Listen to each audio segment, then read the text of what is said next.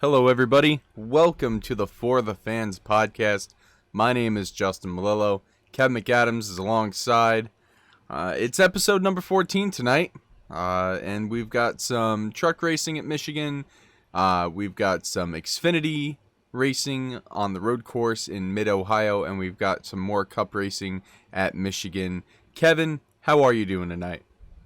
Well, I'm doing pretty good. Got my seventh day of work in a row out of the way, and I have tomorrow off. So I'm looking forward to tonight's show just because we go back to Michigan for the second time for Cup. We went to basically what was probably the most exciting race for the Truck Series thus far in terms of implications and it being the regular season finale.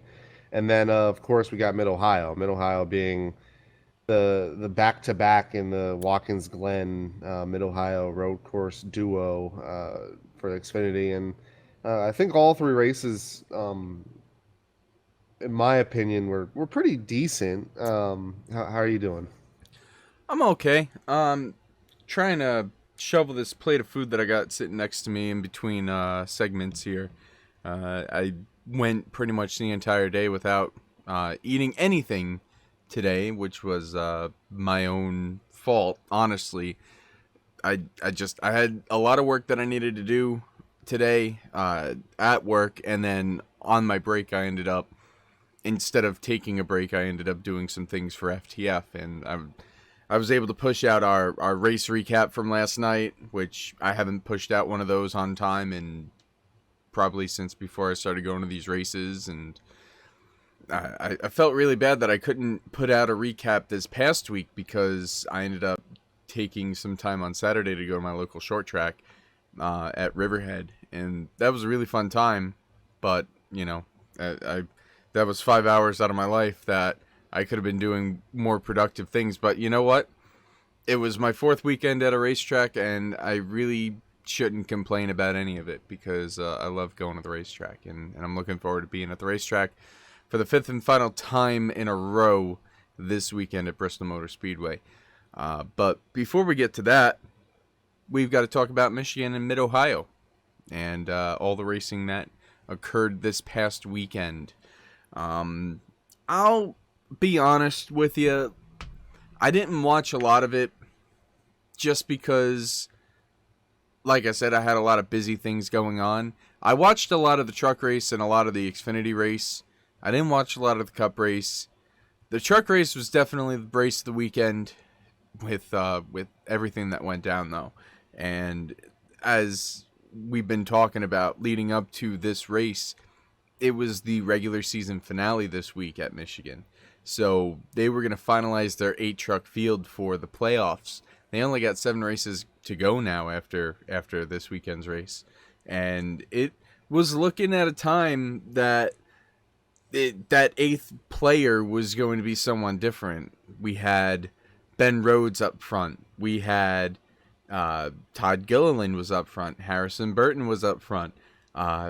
Sheldon Creed was up front. Tyler Dipple was up front. All drivers that we talked about last week that if they would have won, they would have been in. And then that would have meant Matt Crafton, second place in the points, would have been out. But when it all was said and done, it was Austins Hill who ended up in victory lane.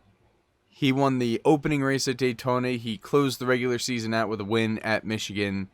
And because there was no new winner, the 8th and final spot in the playoffs went to Matt Crafton.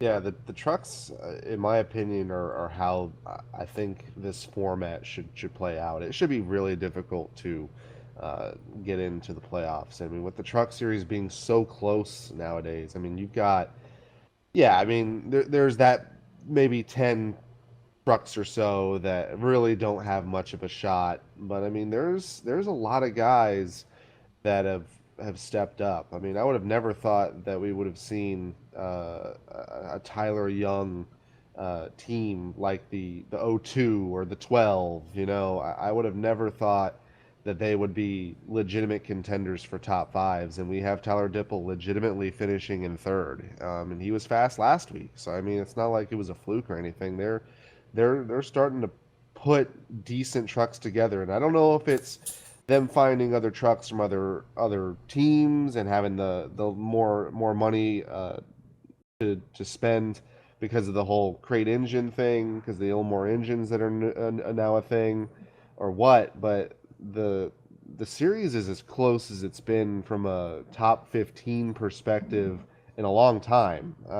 And I mean, we have two powerhouse teams in the 18 and the 4.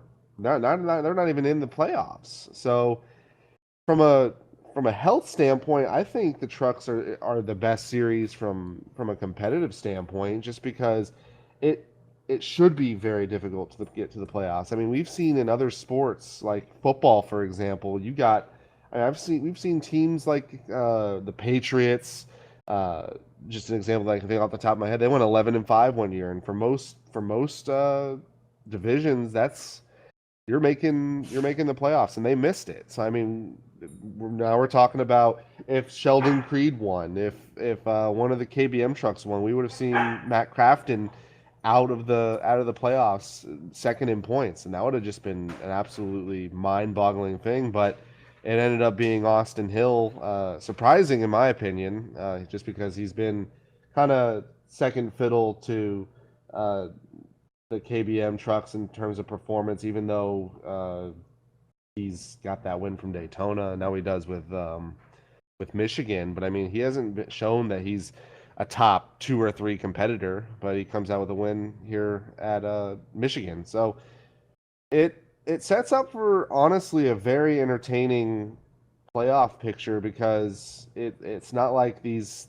guys can rely on wins even when it comes to the playoff season, because like you got so many guys who are out of the playoffs that can steal these races. So you got to be consistent. You have to put the finishes together. You have to uh, put top fives together, because it's clear that running a top 10 is not going to cut it. You're going to have to put your best races together. Uh, we saw that anything can happen in these races. I mean, Ross Chastain dominated the first stage, and all it took was just a crazy incident between him, Sauter, and was it Rohrbaugh? Is that how you say his last name? I'm not sure. He was in the 9. Yeah, Cody Rohrbaugh. Cody Rohrbaugh. It just took him out. So I mean, that could happen in the playoffs. So you got to really be on your game. I mean, they're going to Bristol next week, which is going to be an amazing race. It's going to be probably something that the more experienced guys will have the advantage, just because Bristol is more of a skill based track. It's not like Michigan where it's all aero and all set up, and you're just hanging on to it.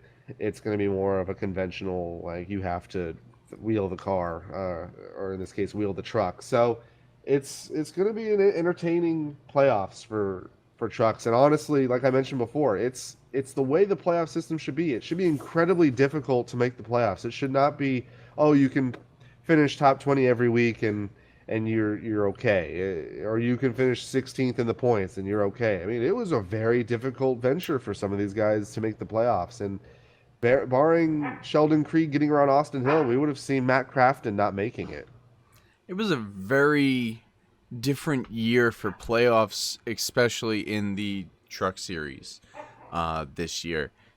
Only one time I can think of where somebody made the playoffs that you wouldn't have thought would have made it, and that was back in 2015 when Kyle Busch made the Cup Series playoffs after missing the first 11 races after breaking his legs in Daytona. So, like, that was the only instance I could think of where, these guys ran the full season and then somebody who didn't made it in. This year, we had 3 drivers of the 8 that made the playoffs in different circumstances where they all made the playoffs, and it was, like, crazy that they made the playoffs. Of course, we talk about Ross Chastain. He raced every single truck race this season, but he didn't declare for points until 10 races in, and So he was originally going for Xfinity points. He had to give up all of his Xfinity points, start brand new in the Truck Series. He already had a win at that point in the Truck Series, but he couldn't use that towards trying to get to the playoffs. He had to start at 0. He ended up working his way all the way up to, even with this DNF this weekend at Michigan, he still finished the regular season 16th in the regular season point standings, which means that he was able to use his 2 wins to propel him into the playoffs. Not only did we have Ross Chastain, but we also had Tyler Ankrum. Tyler Ankrum was a very weird situation as well, because Ankrum, he wasn't old enough to race in the first couple races of the 2019 season on the big tracks. He had to go to NASCAR and he had to get a waiver to be eligible for the playoffs should he win a race and finish in the top 20. So he missed the first 3 races of the season. His first race of the season was at Martinsville. And then he's going on, and like I said, we talked about these guys all season long. He gets his win at Kentucky, and that win at Kentucky was really like one of the turning points of the Truck Series season, because it's like, holy crap, now you don't have, either of these KBM trucks in the playoffs. You don't have like Ben Rhodes in the playoffs. They're all going to be fighting for, these last spots. So Ankrum missed 3 races, gets that win at Kentucky. He gets into the playoffs. And the last guy, and I actually had an argument with one of our friends in one of our chats about this one, and it's Johnny Sauter. Now, I am of the opinion that if NASCAR is going to put a suspension on somebody, that should mean that, by them missing a race, they therefore should become ineligible. Now, I'm not saying at all whether the suspension should have been or shouldn't have been. I'm just going by the ruling that NASCAR, the precedent that NASCAR should be setting, that, you get suspended, you get taken out of the playoffs. And I understand the argument. Definitely not have suspended him if that was going to be like a thing, because, man, that would have been rough. Well, yes and no, but the argument is that they put a full season effort into him making the playoffs, and he got that win at, at Dover, and so for him to miss one race and for him to miss the playoffs because of that one race that he missed because of one incident, I get that argument, but I mean, I'm just saying that the whole point of the playoffs and the way that you qualify for the playoffs and the way that you get to use your win to get into the playoffs is that if you if you miss a race, that's it. You shouldn't be allowed to go. And NASCAR is the one that sat him for the race, so you would think that NASCAR would also sit him for the playoffs. They did it to Spencer Gallagher, last year? When he had the whole thing with whatever he was doing, substance abuse. Yeah, whatever it was, and he only was out for a couple of races, but I mean, he could have come back and he could have been eligible. And I don't even know if they applied, if they would have applied, if it would have get accepted or denied or whatever. But that was NASCAR sitting out a driver and him now becoming ineligible for the playoffs when he had won a race earlier in the season. I don't think it was last year. I think it was the year before.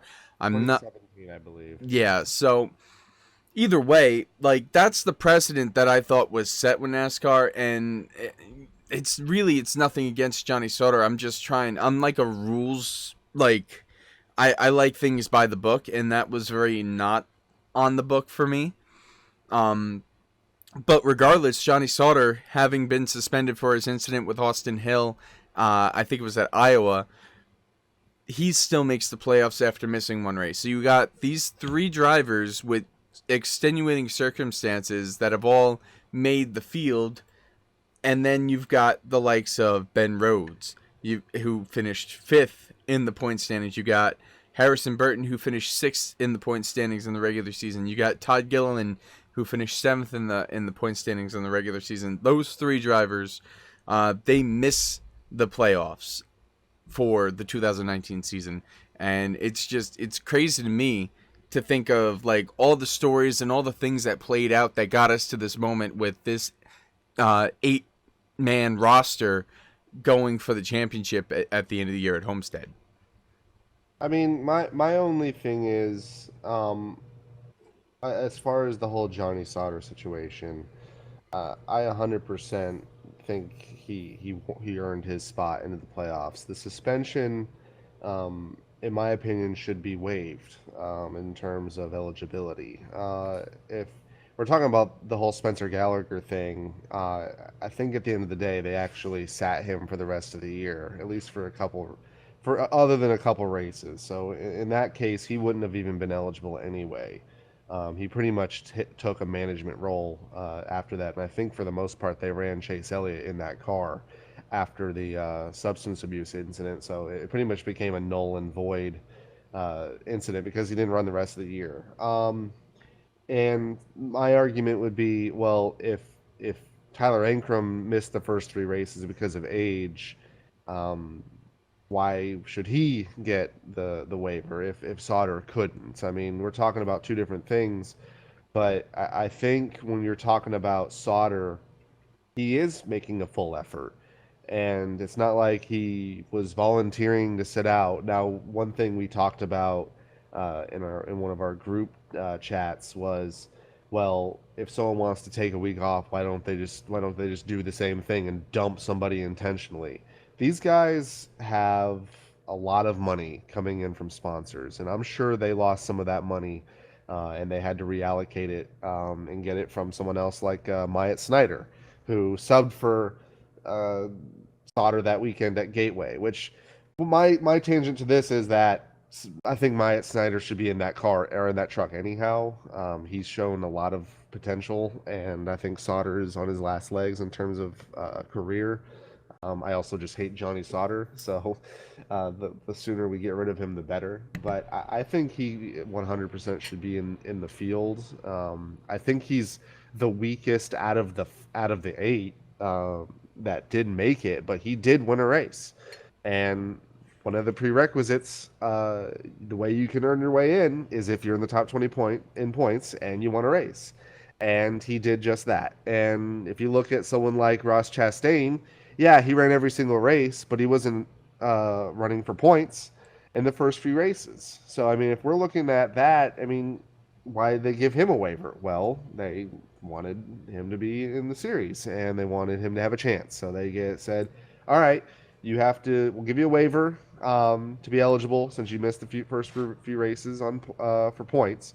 Get in the top 20 and get a clean win, and you're in. And I don't think that's any different than Johnny Sauter being suspended by NASCAR. I think it's 100%. It should be okay for NASCAR to suspend somebody. It should be okay for a driver to get suspended for an on-track incident that doesn't destroy their entire season. Because let's face it, if he got suspended and lost his playoff eligibility because of that, he would have had nothing to race for the rest of the year. He could have easily just become a sabotage for everyone else. I'm not saying that could have happened or would have happened, but that completely destroys any chances for that team to make the playoffs, and they would have probably shut it down. There's nothing to race for except for wins, and unfortunately, the championship pays way more than winning a race. So that's my argument against it, and that's my logic for it.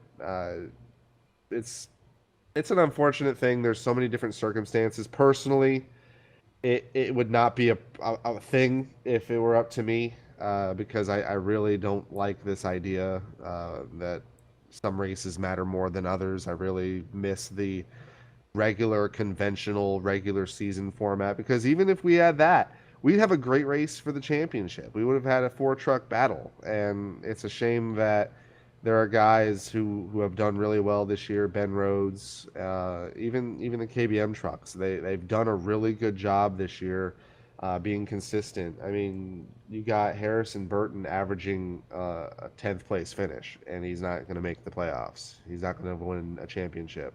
So if the playoff format is the way this is, a lot of people are going to miss it, and a lot of people that may have a chance at the championship could miss it, and that's what we saw this year. I just I want to go into the realm of what ifs for just a second. You mentioned, your take on the Ross Chastain part where he wasn't getting points and then he was. A couple races before Ross decided he was going to be going for the points. Actually, it might have been like a race, or it might have been the race that Ross decided to go for points. Now that I'm thinking about it, it was the when they had the truck triple challenge or triple truck challenge, and they started off at Texas, and Kyle Biffle Busch, won. yeah, Biffle ends up winning. Would you have been okay if Biffle would have gone in that 51 truck for the rest of the year and also made the top 20 and would have made the playoffs? I mean, if that's the rule, yeah. And if NASCAR deems it, if Ross Chastain can do it, of course Biffle can do it. I don't see why not. Now, the one stipulation would be you have to make a concerted effort from then on out to make every race. If he missed a race just because he missed a race, then obviously he would be out. You have to have a legitimate excuse. So yeah, I would actually give him the okay. Now, the thing is, I don't think top 20 in points is enough. I think it should be top 10 in points, personally. Just because it's really easy to be top 20 in points. Just to put in perspective, Jennifer Jo Cobb, who arguably has the worst trucks every single week, she qualifies in 30th almost every single week, and she finishes in the back half of the top 20 just because of people retiring. She has only 197 points. If you're looking at the first person who got eliminated in Ben Rhodes, he had almost triple that. He had 536 points. So the field is very weak once you get past the top 15 or so. It's very weak, and it's not hard to be top 20. I think if you have a solid driver, you could have probably run 8, 9 races and been in the top 20. I mean, Anthony Alfredo ran 9 races and was only 17 points behind Natalie Decker, who ran 13 races. So, I mean, it's very possible that I mean, look at this. Christian Eckes ran 5 races and we're looking at him, he only finished 40 points out of the top 20. So, I mean, it would have been very possible. So, I think the stipulations do need to change.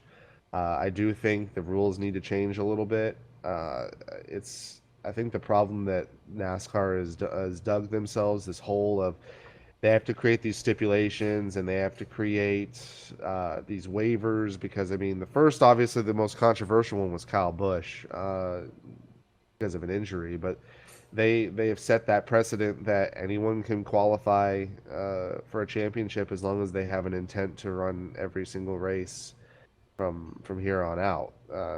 Whether it be 3 races in, 5 races in, 7 races in, it seems like they really don't have any kind of restriction on that. So, I mean, the only thing you really could say about Biffle is that he wasn't unhealthy or he wasn't missing an age requirement or anything like that. I think that's why Ankrum got his, and I think that's why Bush got his because of a huge injury that happened in a NASCAR race. So maybe not in that sense because he could have raced, he just didn't. So maybe not in that for that reason. But I mean, I don't see why NASCAR wouldn't have said okay. I mean, it would have been good for the sport. It would have been good ratings to have a former Cup guy running for a championship against a bunch of young guns and a bunch of regulars. So I don't know. It would have been an interesting story, though, if that actually did happen.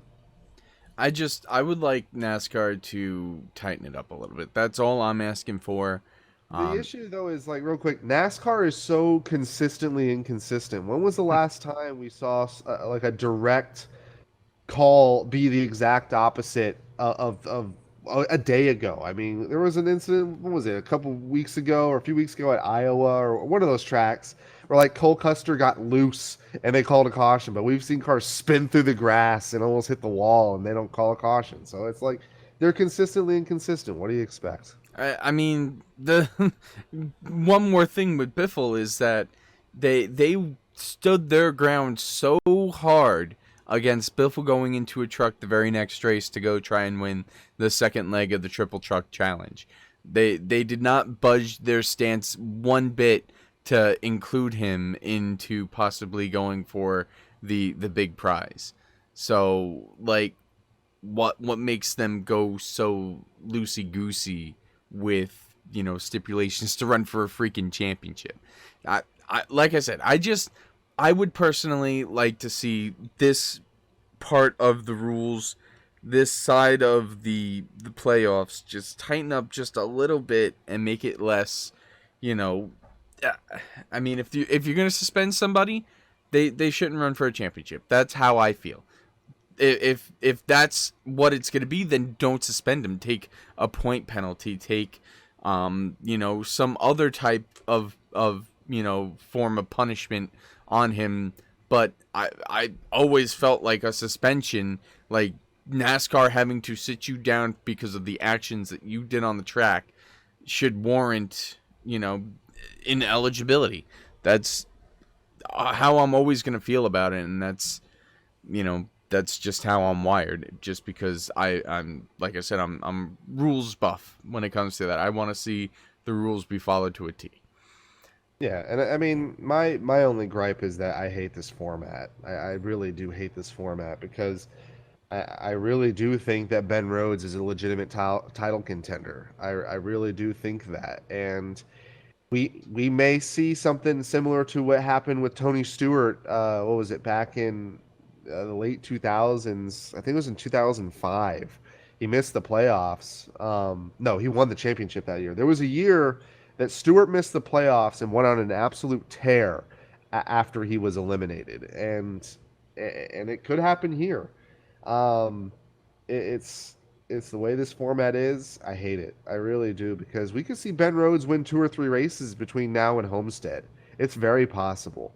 There's what, six races left. He could easily win Bristol. He's got the experience. He's got a Thor Sport truck. He's got the speed. He's fifth in points overall. So it's I think we both have our criticisms of this, and unfortunately, NASCAR is going to do whatever NASCAR is going to do. Like I mentioned before, if it was up to me, everything would go back to the regular season format, because I mean, we might have a really cool battle, because I mean, you got Grant Enfinger leading, and then you would have had Stuart Friesen up there, Moffitt up there, Crafton. We would have seen an interesting battle, and I think that's proof in the pudding that we could still see interesting battles for the championship with the old conventional format, but unfortunately, we're just not going to see that. We're going to the playoffs, and we're going to go off to Bristol, and we'll see how it happens from here until the Homestead. Fair points there. I really am looking forward to seeing how that's going to all play out on Thursday night. Bristol always is, you know, going to be a fun show. Moving on to the second race of the weekend, which literally happened like minutes after the end of the truck race. I was like, I got the notification on my phone. It's like, hey, switch over to NBC now. And it's like, oh, hey, they're on pace laps. So, Mid-Ohio, it's a road course in the middle of Ohio. It's a sports car course. It's pretty narrow, honestly. It's got, you know, it's more of a technical track more than like a Watkins Glen or a Sonoma.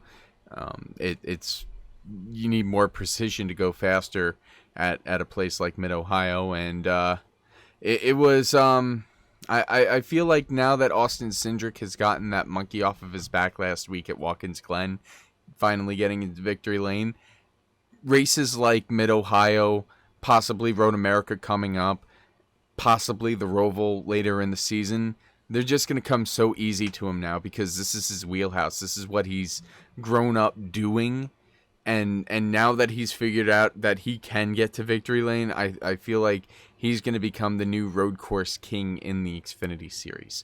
Last year, it looked like it was Justin Allgaier. He was just, every time he came to a road course, he was right up there battling. He won majority of them. This year, I feel like now that Cindric's got 2 in a row, 2 in the bag, that he's just going to be pretty much unbeatable now when they go to Road America and to the Roval. Yeah, And he's shown that he's got the talent. I mean, he's a road course guy. I mean, he came from GT racing. He's running the IMSA series. He's running the Rolex 24. So I mean, he's definitely got the experience and the talent. I I mentioned it last week. Mid Ohio, I think, is a perfect instance of stock car racing improving that track. It's very narrow. It's like Road America. It's very narrow in that aspect. Not a lot of passing zones. You have turn one, which pretty much is the first left-hander. Then you got basically a rolling hairpin through two, and then you have a stupid long straightaway going into turn. I think they call it turn five there. So you have basically three passing zones until you get to the finish line. If it was a GT race, if it was an open wheel race, but man, they battle through the entire technical section and they move each other. And there was a lot of guys. I watched about half of this race. I watched the last half, and it seemed like it was Cindric's race to lose, and he didn't lose it. He dominated it, and he came away with the win. But this track with the Xfinity guys, it ends up being a very good combination because you have beaten and banging. You have a lot of people who normally don't show up in the top 10 show up in the top 10 just because there's a lot of attrition in this race. So, I mean, I saw like Will Rogers, who was in a one-off race for the 86. Brandon Brown gave him the 86, and then Brown ran a secondary in the 68, and he was very, very talented, very, very fast for that car. So we get to see that at these road courses, and I love the fact that they go to these road courses three of the 4 weeks in August. It's a fantastic run of races for Xfinity. I think their schedule is so good. I mean, we go from Iowa to Watkins Glen to Mid Ohio. Now they're going to Bristol, and then they go to Road America, and then after that they go back to Darlington. So like it's just race after race after race. It's just really good potential to have great racing. And I the only thing I can see that's wrong with the schedule coming up is Indianapolis. So I mean, Xfinity has arguably the best potential for good racing, and they really do deliver. Yeah, we've had a couple races this year that have been absolutely dominated by the big three, but for the most part, the racing is really good. The racing is very intriguing, and we have stories every single week. And Mid Ohio was no different. We have a guy who decides that he wants to take over these road courses because he's honestly his bread and butter, and he's got 2 races down. He's only got one more to go until we get into the playoffs for the Roval. But I mean, he could easily pull off 3 of the next 4 races just because of the road courses. It's actually really impressive for me to see. It was nice to see some of the road course. I wouldn't even call them ringers. It was just we had a different crop of driver show up to Mid Ohio, where we had AJ Allmendinger, where we've seen AJ in a couple races already this season, but really Kaulig Racing has brought him on for some of these road courses, and congratulations to AJ. He was able to finally maintain one of his top 5 finishes this year, finishing in third and keeping his third place finish after passing inspection. So that was really, AJ was up there and he was battling for the victory late in the race as best as he could. I mean, Cindric was pretty much gone, and Bell was definitely one of the better cars throughout the entire show. He was battling with his his teammate for the first time, Jack Hawksworth, who filled in the 18 after that whole weird situation went on with Jeffrey Earnhardt and IK9 and whatever. They had to scramble to find somebody last minute after that whole situation went down, so they got Jack Hawksworth in there. And Hawksworth was actually really impressive for a lot of it being one of his first times in a stock car. He goes and he started second and he fell back at the end of it. And ended up finishing in 15th, but he was up there. He led a couple laps.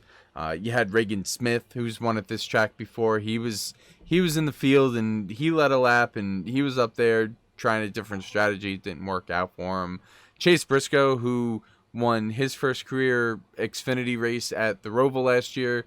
He ended up winning a stage, led a couple of laps in the strategy of it all, and like you mentioned, Will Rogers on a one-off. He ended up in 12th, which was very, very impressive, especially in the equipment that he was given, and so on and so forth through the list. I mean, there was this guy Lawson Oskenbach or whatever.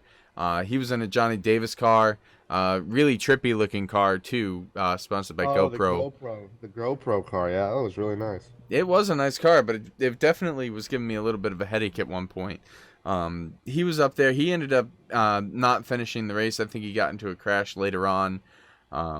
So definitely, there were definitely a flare of different drivers. Like I said, not they weren't ringers per se, but you did see a different group of drivers out there competing, and it was nice to see that.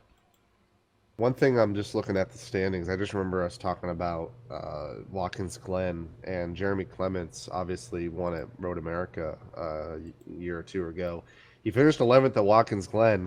He also finished 11th and started 11th here at Mid-Ohio. So they obviously are doing something consistent in the Jeremy shop. So that's just, I don't know. I'm just looking at the standings and noticed that he not only started 11th in both races, but he actually finished in 11th in both races.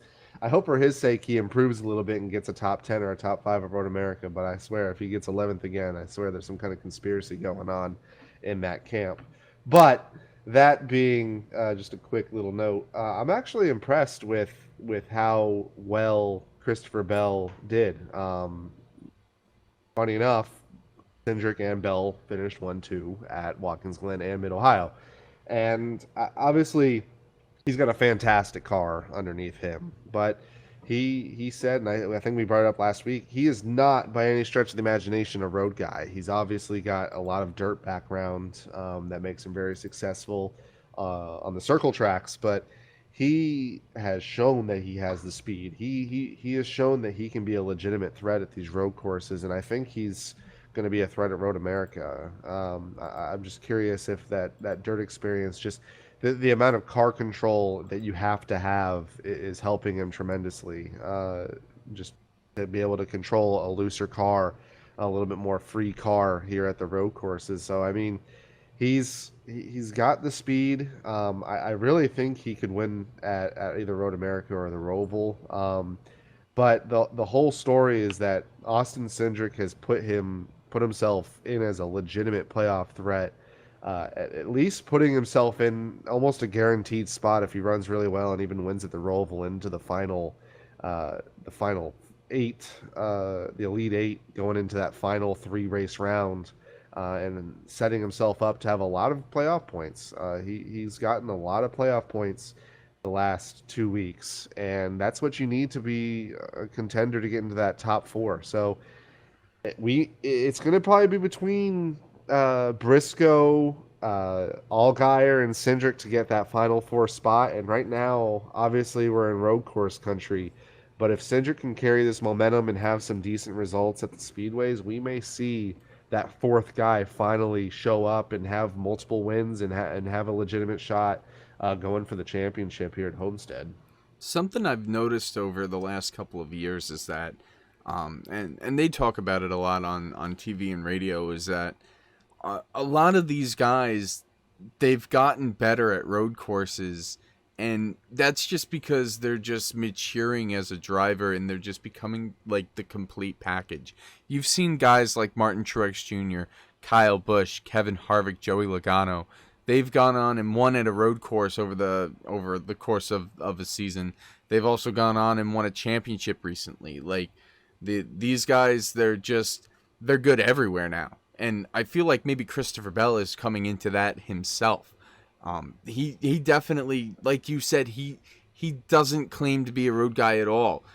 He's never really looked forward to these races, and maybe now he is, because he's able to put a whole race together, get a top 2 finish in 2 weeks in a row.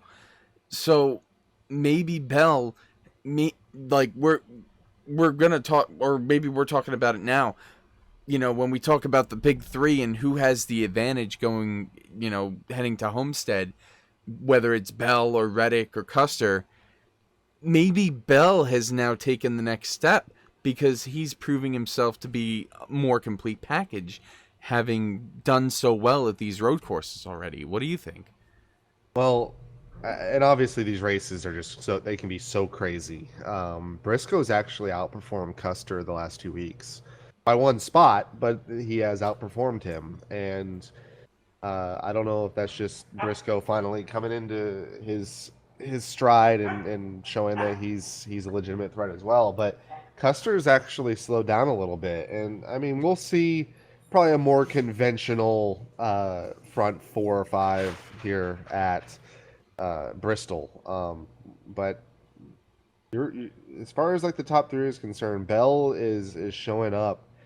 He's got the car, and I mean from a overall, if I'm picking a driver under 25 years old to start a team, Christopher Bell is on that list. He's an incredibly talented guy.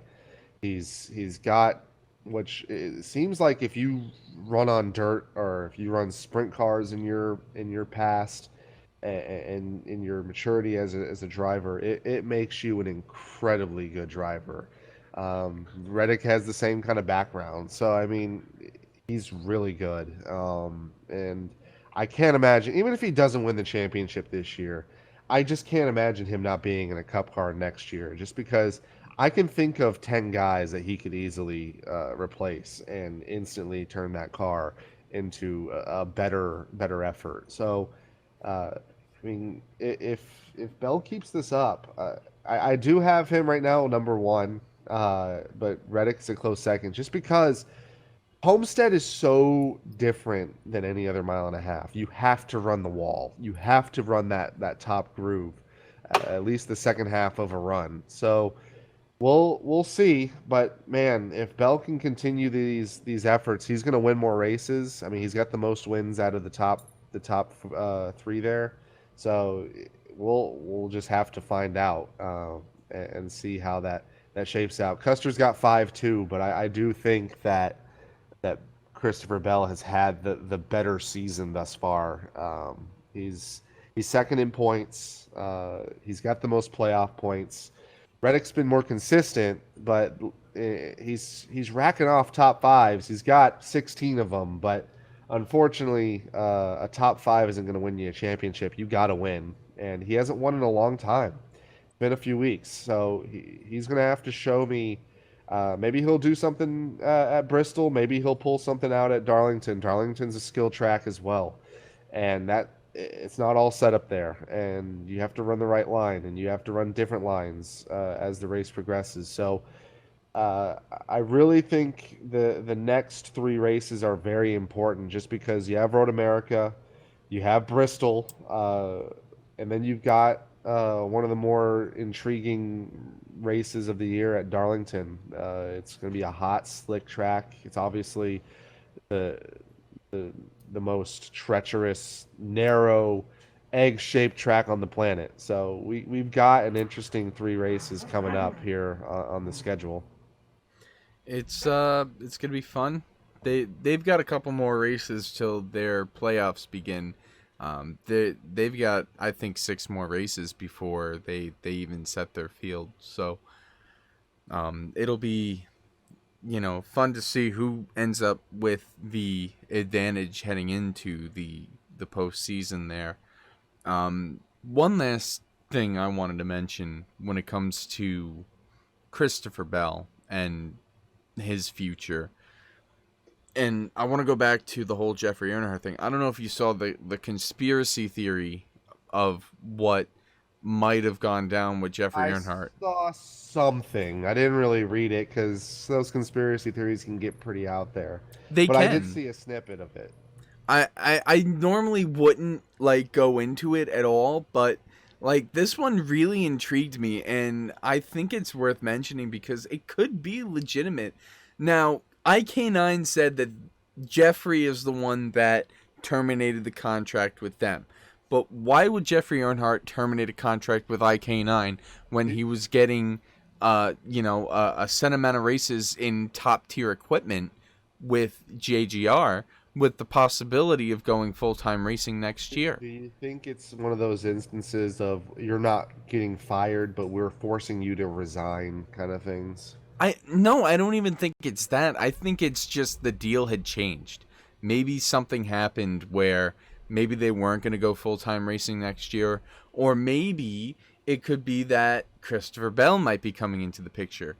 Now, the 81 car in the Cup Series by Extreme Concepts, they ran Jeffrey at Talladega. That's the only race that they've run together in the Cup Series. But that is a Cup Series team with JGR affiliation. What if that team goes full-time racing in 2020 and their driver is Christopher Bell?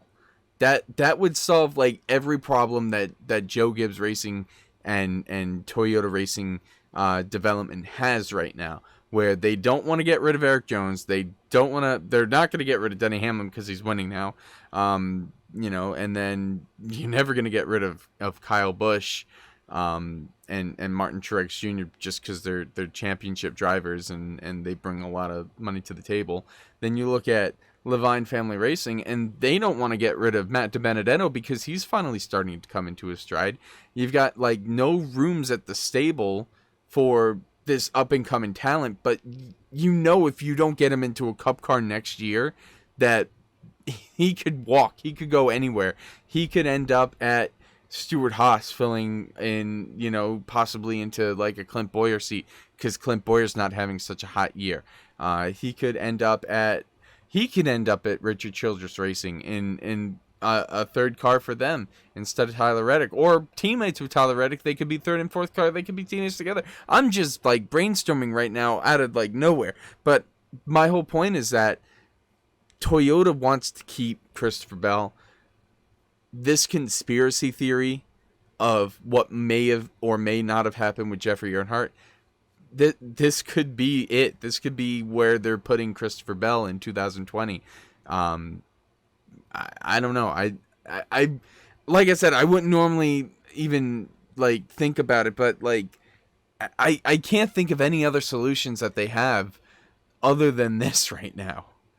Well, the one thing about Extreme Concepts Racing is that IK9 is one of their big brands under their banner. It's a big tech. It's new, at least to me. It's basically security, turnkey security solutions. It's a big company. It's basically the same idea in the sense that it's kind of how Furniture Row Racing was. They're advertising their own brand.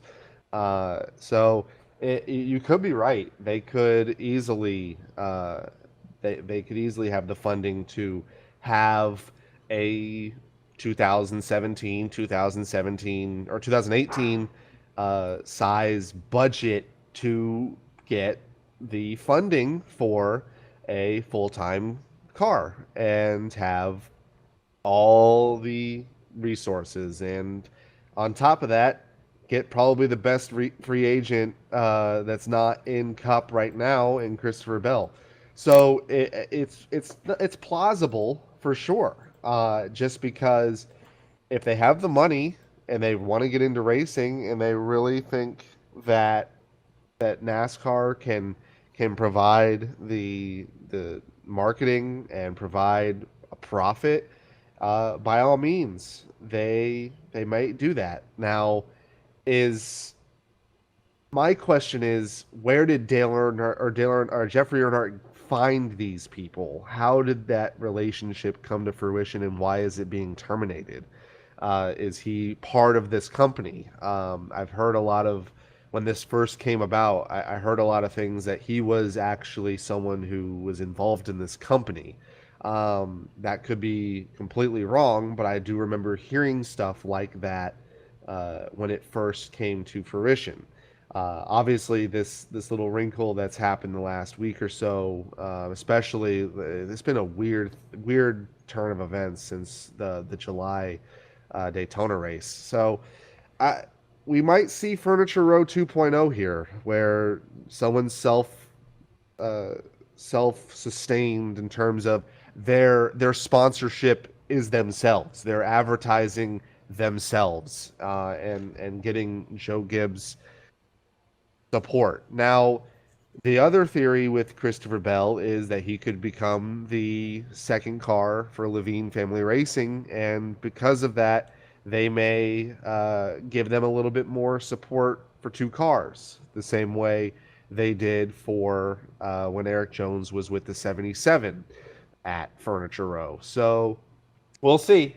I really do think Gibbs is going to have to put the Christopher Bell in a car next year, whether it be in the 59 for Levine, whether it be in the 81, which, I mean, it was basically the fifth Gibbs car, just under a different name banner. So it, you might be onto something, and that conspiracy theory might be accurate in the sense this could be the best loophole possible for the fifth, quote, not fifth JGR car for 2020, because it's basically a self-sustained car. It's its own ride, but it's also just another sponsor. So you may be right, and whoever wrote that article may be right as well. Yeah, I'm definitely, I want to know now, like, this is the time of the year where silly season, really starts to pick up just before, like, the playoffs, getting into the playoffs, when guys are, like, starting to get eliminated, and so they can start announcing what they're going to be doing. But, like, all these players are, like, already are all still right in the thick of the battle, so you don't want to, like, throw them off and announce anything at this point. So, like, I can understand why it's not happening yet, but at the same time, I really want to know what the hell's going to go on, because, like, this is the time of season that I, like, live for, is silly season. So it'll be interesting to see for sure what happens. But we'll move back to Michigan, since we're talking about the Cup Series anyway, and we'll talk about what happened on Sunday afternoon at the Consumers Energy 400 at Michigan International Speedway. Again, admittedly, I didn't get to watch a lot of this race just because I was very busy at work on this day. But from what I did see, it was a lot of Ford and Toyota action up front, with Kevin Harvick becoming the eventual winner on a fuel strategy game, where you had a bunch of Penske guys running out of gas at the end, like every single one of them, all three of them, Logano, Keselowski, and Ryan Blaney, all had to pit for fuel there at the end, and Harvick, from what I understand, was like good to go and was even able to do some burnouts at the end. So fuel strategy came into play at Michigan, as it does from time to time, and Kevin Harvick ended up being the winner. It was definitely. I mean, if you look at the lead change breakdown, Keselowski, Hamlin, Truex, Keselowski, Truex, Keselowski, Truex, Keselowski, Harvick. It was the same guys for pretty much the whole day, and for the most part, that's not necessarily a bad thing. It means that the guys who are dominant are dominant. If we're comparing it to the June race, it was a different race. It got a lot more spread out than the first one. It wasn't as pack-ish racing. It wasn't like the top five all on top of each other the whole entire day. The point that really shocked me was when Keselowski got caught and passed by Hamlin.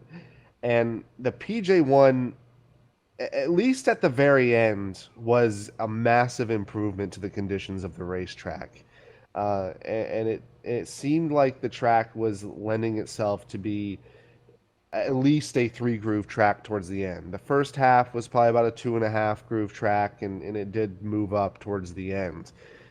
So we did see a lot of passing for the lead, whereas a long time ago, 2 years ago, a year ago, once someone was out there, they pretty much nailed it. So I mean, in terms of an improvement on the product, it definitely improved for this race. Now, the issue with Michigan is that it's a very, I wouldn't say a short race. It's only 200 laps. I think this should actually be, if they ever do alter this schedule, I think they should run here once and do 500 miles. I think it has that. I think it deserves that respect. It's a very quick race. It takes only 2.5 hours. It was a 2 hour, 40-minute race. So they could easily get away with putting another 25, 50 laps, whatever it is, onto this. And I think it still ends up being the same kind of show. You just get a little bit more action. But it, for it being a short race, it does have some boring moments. And pretty much the first half of the third stage was just that. Uh, you did have some lead changes because of strategy, and then of course the last 40 laps, it was a lot of guys were mindful of their fuel mileage. Ryan Blaney was 3/4 throttling it behind Logano just to save fuel, and it didn't even work. Logano didn't get any fuel conservation attempt because he was leading the pack and he had to basically break the hole for everyone else. Keselowski didn't get his car full of fuel, so he couldn't get all the way, and it ended up being a handful of guys running out, but Harvick didn't. And the one impressive thing about Harvick was he legitimately passed Logano. It was not a matter of, oh, Logano started saving, oh, Logano has to pedal it. No, he started making use of that first groove in the PJ1, and he was making it work. And Logano actually went up high to block it, and Harvick just turned it down low and got around him. And that's the one thing that we need to see with this style of racing, is that you can get into a different groove. Just because the dirty air is so bad, it's especially here.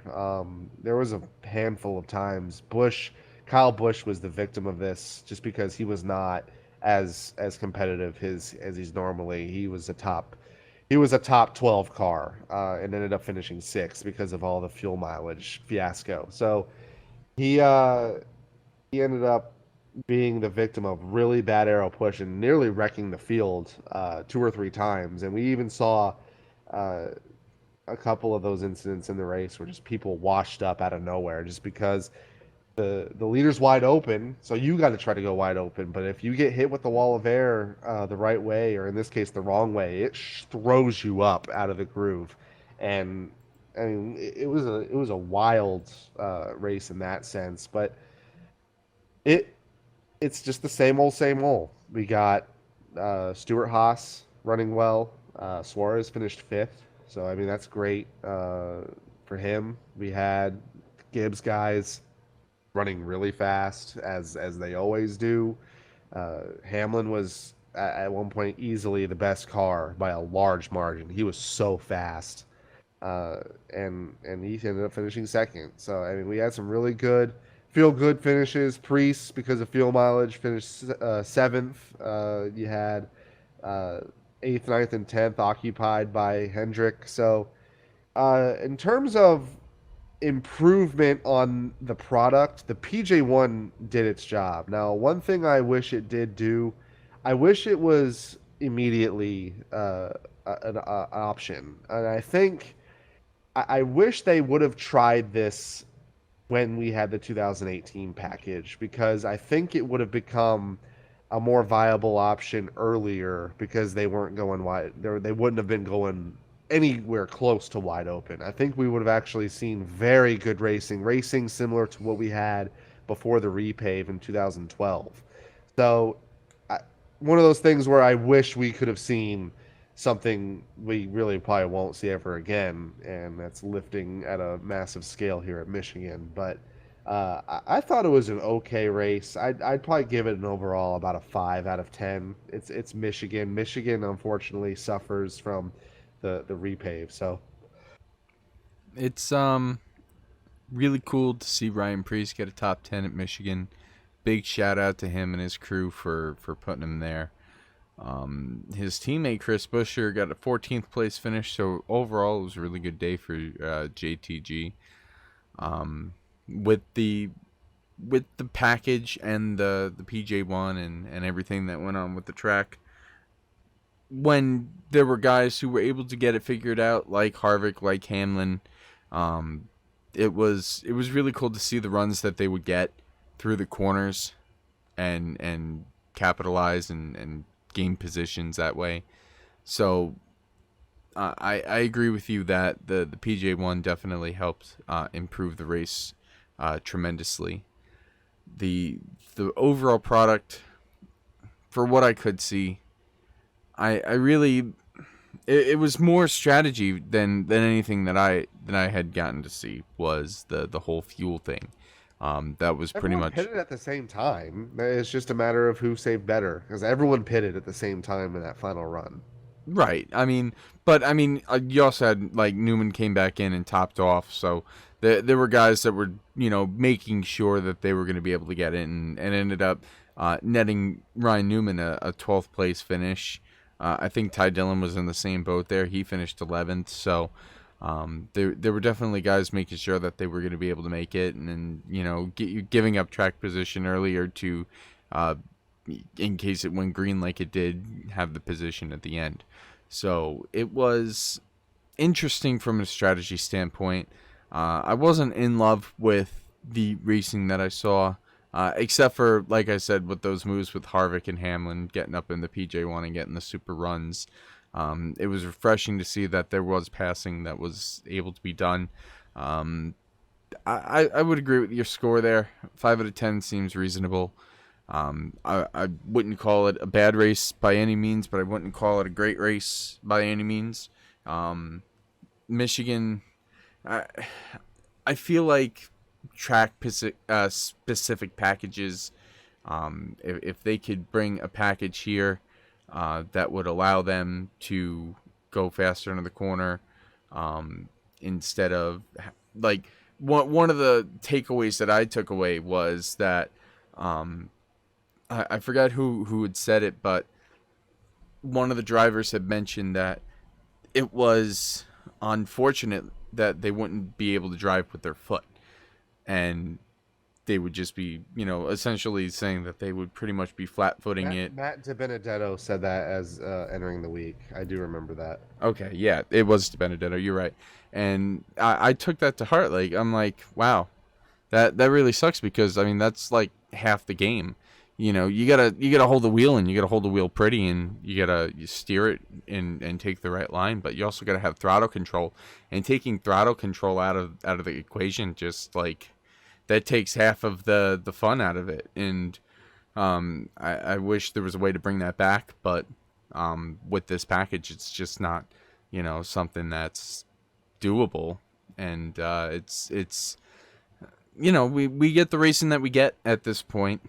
I'm pretty much done beating a dead horse with the package.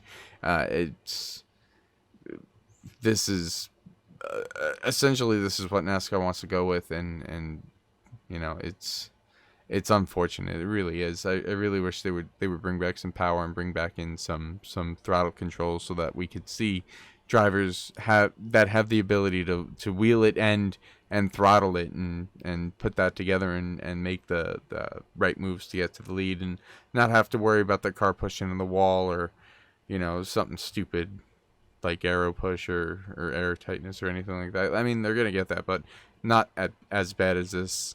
Not as bad as this, but overall, I'm happy to see Harvick in victory lane. Honestly, he's been having such a dismal season, and I wouldn't even say that his New Hampshire win was a win that he, even deserved. He used strategy to get up there, and because of the aero package, he was able to stay ahead of Hamlin in the closing laps. And it's funny that Harvick wins again, and he won by passing and getting to the lead and having the right fuel strategy and again it was Hamlin behind him, but Hamlin wasn't like right on him. So Harvick in victory lane is good for the sport. That's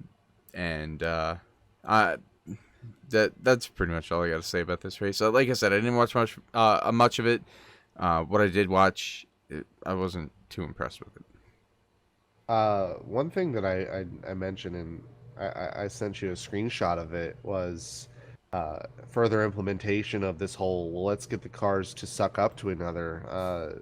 One thing that I presented as an idea was bringing back the roof rail, and not in the same sense as how they had it uh, on the 2001 package, and eventually the Bush series and nationwide package on the old car.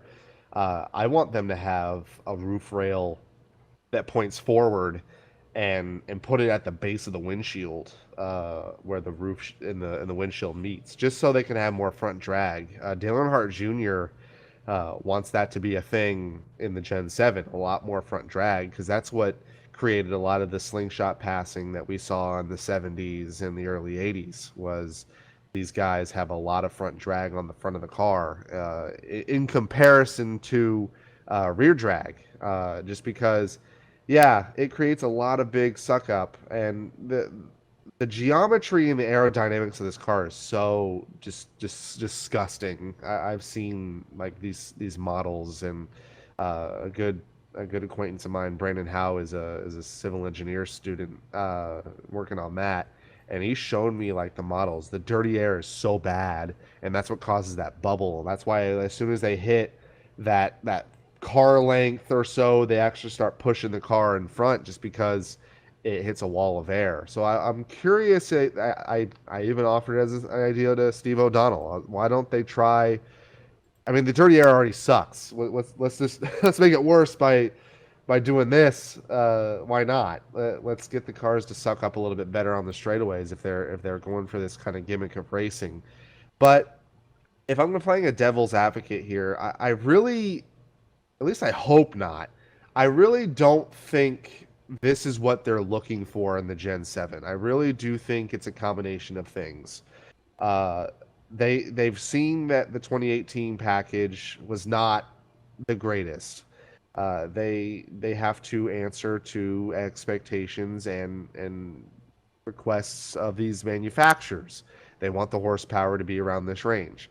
I think that they could get a car and a package to have 550 naturally carbureted, like naturally aspirated horsepower. I really do think Brad Keselowski has a point. I think that hybrid energy implementation is going to be a thing long term.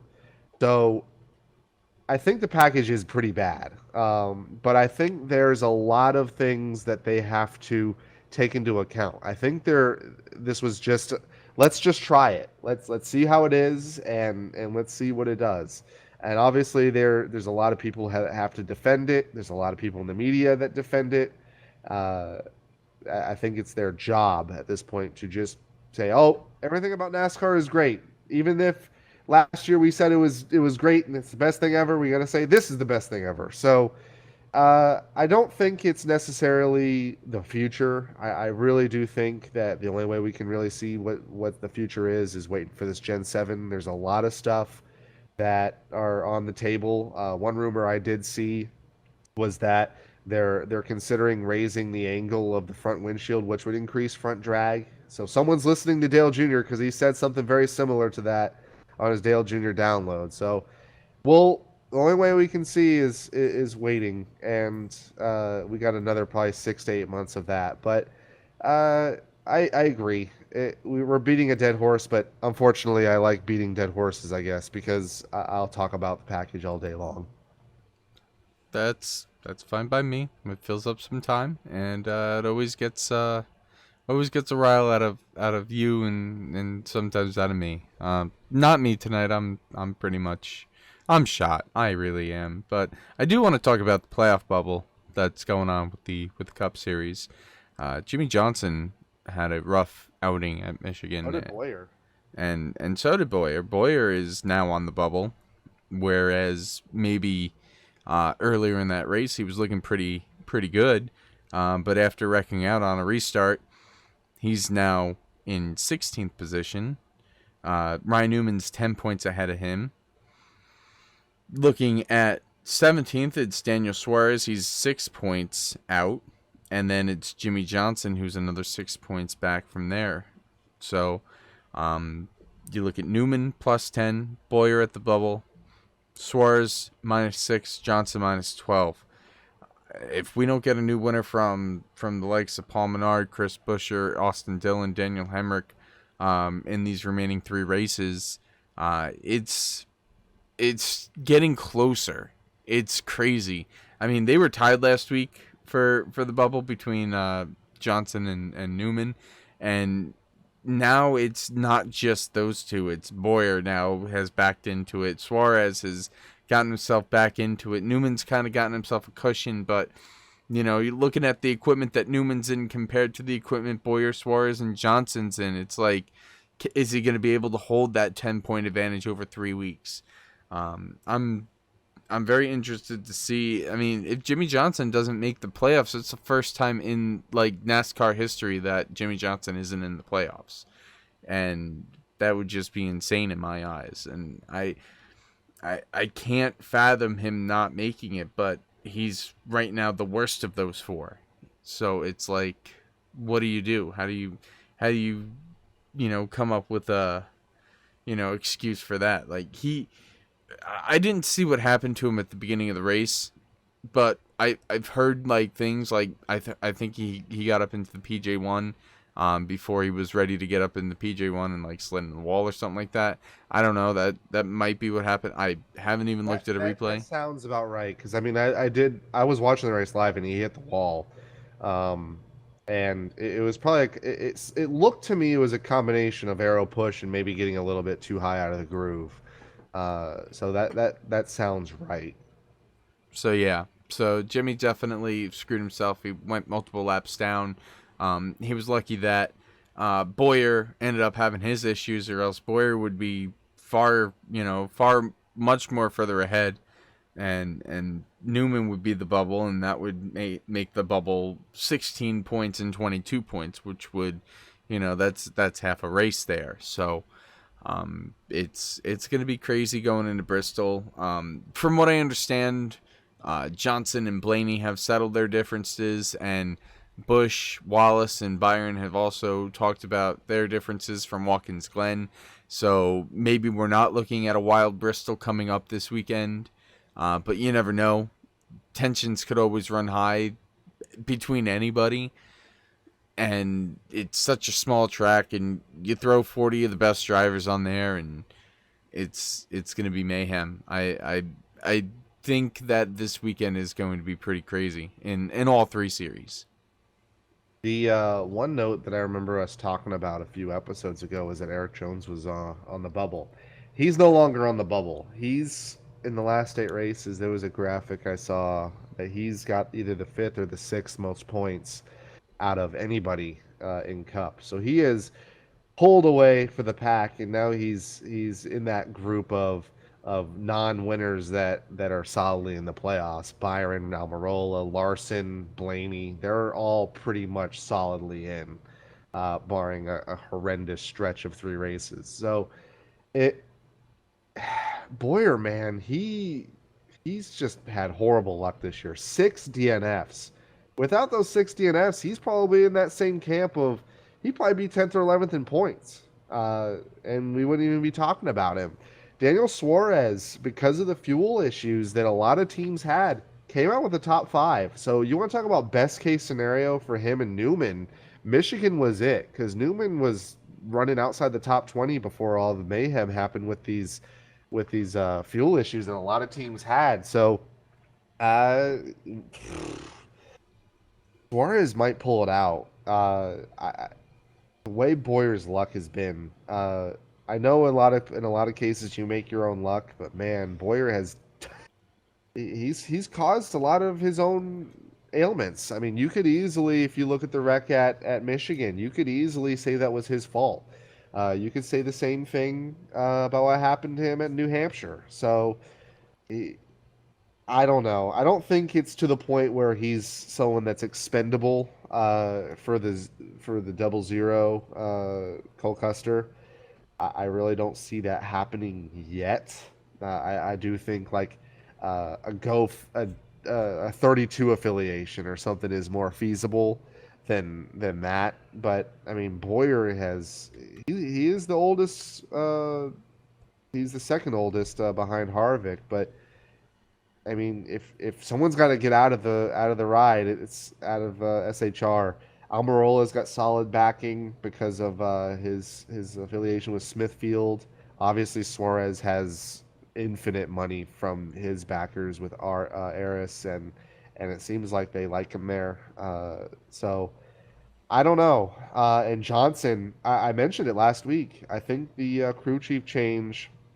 Now, I mean, this week it was obviously there was an incident, but I do think that crew chief change is a little too late in the game, and he's right there. I might be wrong. I mean, put a good finish at Bristol, show up with a great piece at Indianapolis, because Indianapolis is going to be 100% car. There's going to be no passing in that race. There's going to be there was no passing in the race last year with the low downforce package. I don't expect any passing in this race. It's going to be one of the worst races ever. But what if they put the PJ1 on the truck? Oh, wait, There, Indianapolis doesn't allow them to there's put no PJ1. way. There is no way they're going to let that fly. The only thing that they're going to have if they put a better show is if they put them all on bicycles out there. There's no way that they're going to have a good race in Indianapolis. So they're going to have to pull out a really good car. The 48 team is going to have to pull out a car from back in the day. Put out a dominant performance, because that's what's it's going to take. It's going to take very good finishes. It's going to take consistent finishes these next three races, because Suarez has been consistent the last few races. The same thing with Newman. The only other driver that hasn't been consistent is Boyer, and he's on the bubble. And it could honestly be a Newman Suarez 15th and 16th place finish in the points. I don't think that'll happen, but it's very, very possible, because Johnson's had some bad luck. Boyer's had some bad luck. Johnson's has a new crew chief. Boyer seems to be right now the odd man out in terms of the team, because Suarez had speed on Sunday. It wasn't like this was a fluke finish. He was in the top 10 all day. So you're right. It's intriguing, and it's something to look forward to. And let's talk about Bristol, because I think Bristol, especially at night, is one of the best weekends of the year for the sport. So I think it'll be a great weekend, and I think it'll be a great race for all three series. I went to Bristol back in 2012, We and were going to go to Bristol. I just remembered that. Man, now I'm sad. wasn't it your fault, or was it? No, it was RNC's fault. Right. Yeah, he was taking some type of trip this weekend, which wouldn't allow him to take the trip next weekend. I mean, I was still going to Bristol regardless, and I'm really looking forward to it this weekend, because I haven't been there, like I said, since 2012. But it's like one of my most vivid memories. Ever since I had my concussion a couple of years ago, things are like in and out, and I remember certain things, and other things are like, really, that happened? Like, I don't believe you, but I will always remember what happened at Bristol. It was just such an insane experience to be there, and even if the track did get messed up a while ago, I feel like it's come back, and it's just going to be, I feel like it's going to be a really wild weekend of racing under the lights in Bristol, Tennessee. The trucks are always good here. Truck series race is always fast race. It ends in a split second, it seems. They got. Do they have? Are they doing 250 or 300 laps for this week with Xfinity? I feel like they do the 300 in the spring. I just can't remember. Regardless, that's going to be a good race. It'll be 300. It'll be 300. Okay. So, and then Cup. My only fear of Cup. Apparently, they have figured out a good compound for Bristol. On the bottom, the mixture is a little bit better, and it lasts a little bit longer. And hopefully, with it being night, the bottom is a more viable option the whole entire night. Just because once the high line gets rolling, it's game over. The passing is pretty sparse. So we'll see. The arrow obviously will come into effect. They're going 110 miles an hour in the corner here, and that's plenty fast. They were having arrow issues at a place like Richmond where they're going about 75, 80 miles an hour at the end of a run. So it, as long as the race and the track has multiple grooves, I think it ends up being a conventional new era Bristol race. Xfinity should be intriguing. Uh, I think it'll also help us see who's better out of the big three.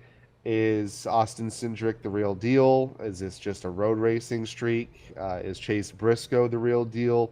Will someone like Allgaier prove that he belongs in that final four and get a win here for JRM? So we got a lot of stories. We got the first playoff race for the trucks. I'm very excited to see what players pull up to the top in the first round of that. So I think we have the one thing that we have is stories, and we have a lot to lean our shoulders on in terms of uh, the excitement of a lot of stories going into this weekend.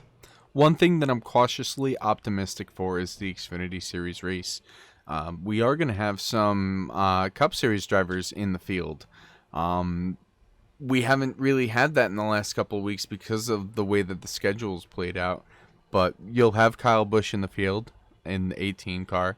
You'll have, I believe, I want to say it's either Ryan Blaney or Joey Logano in the 12 car. I think it's Logano actually. Logano will be in the 12 car. Blaney was in the car 2 weeks ago at Watkins Glen, right? And then I don't know if this might be crazy foreshadowing, but we just talked about it. Eric Jones will be in the field. He'll be in the Extreme Concepts number 81 car. So I don't know if we were talking about, that might be a place for Bell to go, but maybe it might be a place for Jones to land. If things don't work out with their contract negotiations. But Jones will be in the 81 car in the Xfinity Series this weekend, and those three will be going up against the best and the brightest in the Xfinity Series. And like I said, I don't know whether to be cautious, optimistic, worried, whatever, because usually when there are Cup drivers in the field, it's usually the Cup drivers that will absolutely go, bonkers and dominate the entire race. But, Kyle Busch is in the field versus Joey Logano versus, the rest of the big three versus Eric Jones, who's always done really well in the Xfinity Series at Bristol, versus some of the guys outside the big three like Allgaier, Cindric, Briscoe, like you just said. There are legitimately like 10 cars that could go on and win on Friday night, and if it's not a Cup driver who is, and if it's not one of the Xfinity regulars, is it going to be just a boring race of Cup drivers dominating? Who knows? I'm hoping it's not the latter. I hope it's the former, and the Cup race is always going to be fun as well, and the truck race is going to be definitely a blast to watch as well.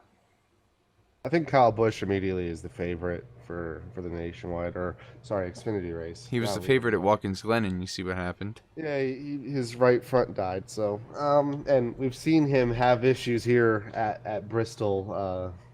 Go YouTube Chase Austin Rex Kyle Busch and see one of the biggest cheers in the modern era of NASCAR. That was pretty funny. But it's gonna be a good weekend. Bristol's always fun. Bristol's probably on a lot of people's top five in terms of the night race, even the day race, as far as a weekend to look forward to, especially the Cup race. It's a very special race to a lot of drivers.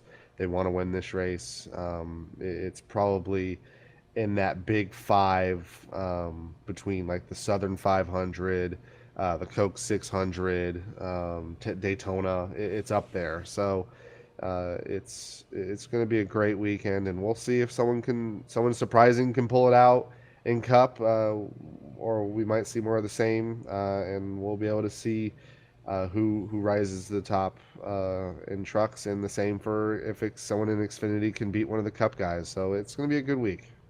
Really quick, I don't know if you have any words of encouragement or any types of suggestions for your buddy there, Blake Reynolds. He and Chris Overling and Garrett Lowe put on a hell of a show at the end of the peak antifreeze race last week in the iRacing series, and Blake came up just inches short of his first career victory. He did clinch into the playoffs with his third place finish, but it looked like the move that he made there at the end was a little bit too aggressive and may have cost him. Uh, yeah, I looking at I've seen the replay a handful of times, just because I've seen it on Facebook and I've seen it. I was in the server when it happened. Man, I just wish he went high. We've been talking. I told him, and a lot of people have told him, if he just faked low and went high, I think he would have clinched that his first win in the series. But regardless, he's clinched, and he can go balls out at Bristol and use the bump and run, and they don't go to Bristol very often for the Peak Series. So I think we'll see a race that we've never seen before. It's going to be a wild, wild show. So I encourage everyone to tune into twitch.tv/iRacing. It's going to be just absolutely insane. I really do think that. So uh, we'll see. We'll see. But it's cool to see him clinched. I do think he's got a legitimate shot at winning the championship. The Dead Zone guys are super consistent and they're super fast week in and week out. So I have full faith that he can pull it out. The only one I think that it seems like Keegan Leahy, Zach Novak are also very fast. Novak's going to clinch, but we'll have to see how Luza obviously is fast. But I'm excited for the rest of the year watching that. I look forward to every single race, and I'm glad we don't talk about NASCAR heat anymore. Yeah, not much to talk about in that sense. Wow, that's garbage. I'll just say that. Yeah, he won a race, but it was refreshing last week to see some of the older guard back up front. Brandon Cattell. Let's talk Yep. about Brandon Cattell, man. That was awesome. I hate that he had that penalty at the end, but man, that was so cool to see. So disappointing for him. I really thought he would have had it coming down to the wire there. If he didn't get that penalty, I think he had the second best car on a short run behind Ray Alfala. Alfala he was so dominant in the beginning stages of the race. Nobody could get by him. Brandon Cattell tried so hard, so many times to try and get by Ray. He finally got by him because of his connection issue. I think ended up moving Ray out of the line and relegated Ray back to like 10th place. But after that, it was Cattell, it was Reynolds, it was Cattell, and then it was Leahy. Leahy just he gapped the field so crazy. He was so fast on the long run. But when you got everybody back together on the same tires and for a short run there, I really thought Cattell was going to have it, and then he started blinking, and the iRacing officials they had to do what they had to do. It was very unfortunate. It was very unfortunate, but it was nice to see him up front. It was nice to see Ray up front. It was nice to see Chris up front. Really, really fun race they had at Michigan. You want to talk about NASCAR wanting a ridiculous race? Obviously, they have some kind of aero push with this package. It's definitely not as elevated as it is in real life, and they don't have this bubble effect. You want to talk about what NASCAR wants is what we have in peak. It is insane every single week. And yeah, Keegan's probably the best setup guy in the whole entire series. He's also probably one of the best drivers in the series. In some weeks, that's just not fair. He is an absolute wheelman, and he's an absolute freak behind the wheel in terms of handling his setups, because I'm sure they have some wonky stuff built into them, as do a lot of these teams. They have some intricate, crazy, just wild setups, because I've seen them and they are not what you would expect in a cup car. Full out camber, they look wild. So he had a fantastic car at the end, and he probably would have dominated it if we didn't have that caution. He was gone. So, but we're on to Bristol. I'm really excited to see how it pans out. I know that they've improved the bottom. Before it was all high line. You really couldn't do anything. They've kind of improved that a little bit. So we'll probably see some more passing than we would have maybe 2 or 3 years ago. So I'm always excited for Peak, and I think Bristol is just going to be a wild show. It should be a fun one. What do you got going on for the rest of the week there, Kev? I am off tomorrow. I Nice. will probably end my 10 to 12 day streak of not going to the gym. I will go back to the gym. Eventually, here, I'm going to start getting back into shape, because uh, not fun being fat. So, gonna do that. Probably gonna watch the Road to Pro stuff tomorrow. Got a lot of acquaintances from the Dead Zone team running that. And then I got work the rest of the week, and then I'm off Sunday, so I'll have something to do on Sunday. I might go check out my cousin's baseball game. He's part of the single A team for the St. Louis Cardinals, and ironically enough, I'm a St. Louis Cardinals fan, so it actually works out. So I might actually go check him out. I haven't seen him in a couple years, so obviously excited for Bristol, and it should be a good weekend, as I mentioned a handful of times. Nice. I'm probably gonna be wheels up in about I know you 20. like to drive, so I can't imagine how long you're going to be on the road. It'll be about a 12-hour drive down to Bristol. I'm gonna be where it's Monday night right now. I'll be leaving Wednesday morning, so about 22 hours from now, I'll be on the road. I got another full day of work ahead of me tomorrow, with job number 1 at 4 in the morning and job number 2. Actually, I get to sleep in a little bit between jobs. I don't have to be to job number 2 until 2 p.m. tomorrow, so I'll get a little bit of sleep then, and then I'll be on my way to Bristol for another fun weekend at a NASCAR racetrack. Can't wait. Gonna be awesome. Wish you guys were there. It was supposed to be our weekend. Big sad to RNC for ruining that, and either way, we'll figure out trying to get to the track together. Hopefully, me and you can get together at Talladega. That'll be pretty fun. But That might be also on hold. I might mm, not get approved for that, so it's just one of those things. yeah, life happens. But anyway, that's all the time that we have for tonight. You can catch us on Apple. You can catch us on Google. You can catch us on Spotify. If you're not watching us already on YouTube, we're available on all those streaming services. My name is Justin Melillo. That's Kevin McAdams. This has been another installment of the For the Fans podcast. Thank you. Have a wonderful week. We'll catch you next time. Goodbye.